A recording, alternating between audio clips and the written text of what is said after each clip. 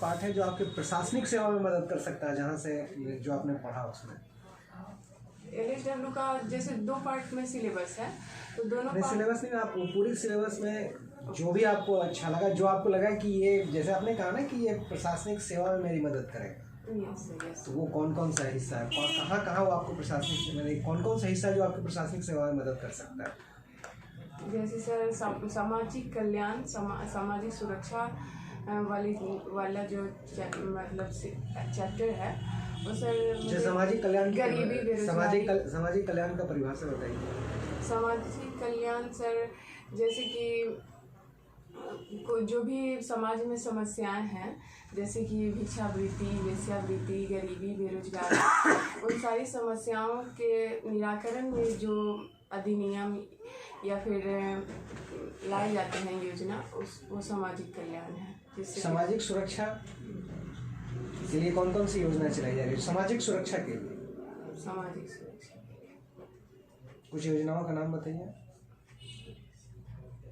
Act भी बोल सकते हैं। सामाजिक सुरक्षा के लिए कोई योजना है भारत सरकार की, बिहार सरकार की कोई योजना है सामाजिक सुरक्षा के लिए? तो वो नाम बताइए उसके। कौन कौन से सामाजिक सुरक्षा के लिए योजनाएं चलाई जा रही है? जैसे विधवा पेंशन योजना भी हुआ, और ये सामाजिक सुरक्षा के लिए है। हाँ ठीक है, बताइए, वो हाँ कहिए, हाँ या ना, ठीक है। और वृद्धा पेंशन योजना भी इसमें लाएंगे। वृद्धा पेंशन योजना है। किसान सम्मान निधि योजना भी, तो किसान सामाजिक सुरक्षा योजना है किसान सम्मान निधि योजना। ये जैसे कि मेरे कहने का मतलब कि किसान भी तो समाज के हिस्सा हुए। समाज का हिस्सा होना, सभी समाज के तो सभी हिस्से हैं, हम आप सब समाज के हिस्से हैं। सामाजिक सुरक्षा के लिए कौन सी योजनाएं चलाई जा रही है? सामाजिक सुरक्षा एक अलग कॉन्सेप्ट है, एक अलग अवधारणा है, उसके लिए कौन सी? अब हम हर योजना को सामाजिक सुरक्षा, हर योजना तो समाज के लोगों के लिए ही है, तो हर योजना को सामाजिक सुरक्षा योजना नहीं कह सकते हैं। जैसे भिक्षावृत्ति उन्मूलन योजना भी बोल सकते हैं। चलिए, अब ट्रम्प के आने से भारत पर क्या प्रभाव पड़ेगा, मतलब जाने से? सरकार, लोकतंत्र में ऐसा है कि सरकार तो बदलती रहती ही है, और जब ट्रम्प सरकार थी तो भारत का रिलेशन तो बहुत अच्छे से चल रहा था, बट ऐसा नहीं है कि उनके जाने से हमें अपना उस जो अमेरिका की सरकार है, विदेशी की सरकार है, हमारा रिलेशन उनसे है ये देखती। लेकिन एक संकेत दिया खासकर जो बाइडेन ने, देखिए, एक विवादित मुद्दा बना कि हमारे शपथ ग्रहण में कांग्रेस के नेता आएंगे जो सरकार अभी के विपक्ष में है। दूसरे महत्वपूर्ण चीज़ कि हमने नमस्ते ट्रम्प, हाउडी मोदी ये कार्यक्रम किए, तो जो वर्तमान अमेरिकी सरकार के खिलाफ जाएगा, तो ऐसे में नहीं लगता कहीं ना कहीं संबंधों पर प्रभाव पड़ेगा? संबंधों पर प्रभाव पड़ने की आशंका तो है, बट इसे ठीक भी किया जा सकता है वर्तमान सरकार को। कैसे ठीक हो सकता है, आप ही बताइए। जैसे हमने शुरू में जो ट्रम्प सरकार के साथ रिलेशन चलाया, उस रिलेशन को और आगे बढ़ाते हुए वहाँ की सरकार के साथ जो भी योजनाएं हैं, इसी तरह से, क्योंकि हमारा लोकतंत्र भी एक बड़ा लोकतंत्र है और विदेशी का लोकतंत्र भी। अभी एक बहुत ज़बरदस्त चुनौतियाँ यह मिली है कि चीन नंबर 2 पर है, और चीन नंबर 2 पर होने से हमें नुकसान है। हम अमेरिका का समर्थन लें या चीन का लें? समर्थन लेने की बात तो मुझे नहीं समर्थन किस पहलू ये है कि हम किसके साथ दोस्ती करें,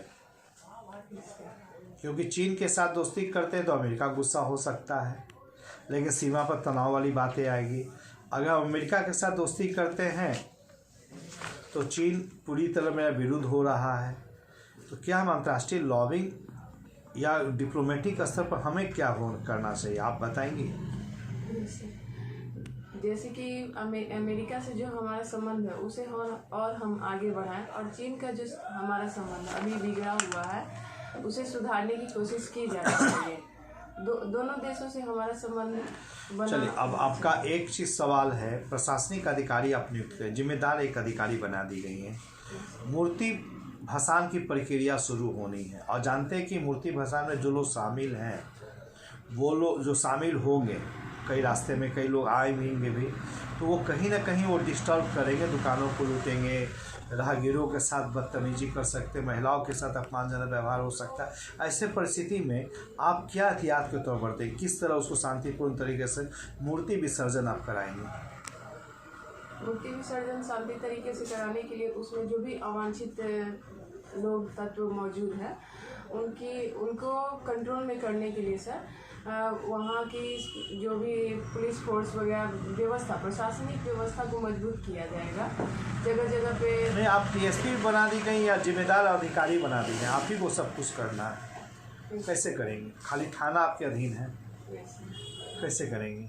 वहाँ पे जिस भी रास्ते से मूर्ति जाएगी विसर्जन के लिए, तो उस रास्ते पे पुलिस फोर्स को हायर किया जाएगा, जिससे रखा जाएगा वहाँ। हाँ, जिससे कि कोई भी दुर्घटना या फिर अवांछित। लेकिन ऐसे मूर्ति भसान में लोगों की संख्या विसर्जन में 1,000 लोग हो जाते हैं, 500-500 लोग हो जाते हैं, राहगीर भी मिल जाते हैं, तो ऐसे को चिन्हित कैसे करेंगे, नियंत्रित कैसे करेंगे? क्योंकि मार्केट एरिया से जा रहे हैं, स्वाभाविक है दुकान भी लूटपाट हो सकता है, अचानक उस समय लाठीचार्ज करना या मूर्ति के साथ भी कुछ घटना हो सकती है। पहले तो एक माइक से उस एरिया में अनाउंस कराया जा सकता है सर कि सभी चीज़ शांति तरीके से होना चाहिए, और जो भी अगर कोई भी दुर्घटना, किसी भी दुर्घटना के पीछे कोई भी उसका एक लीडर होता है, तो उसको चिन्हित किया जाएगा, फिर उसे कड़ी से कड़ी सजा दी जाएगी। एक चेतावनी के तौर पे ऐसा किया जा सकता है सर।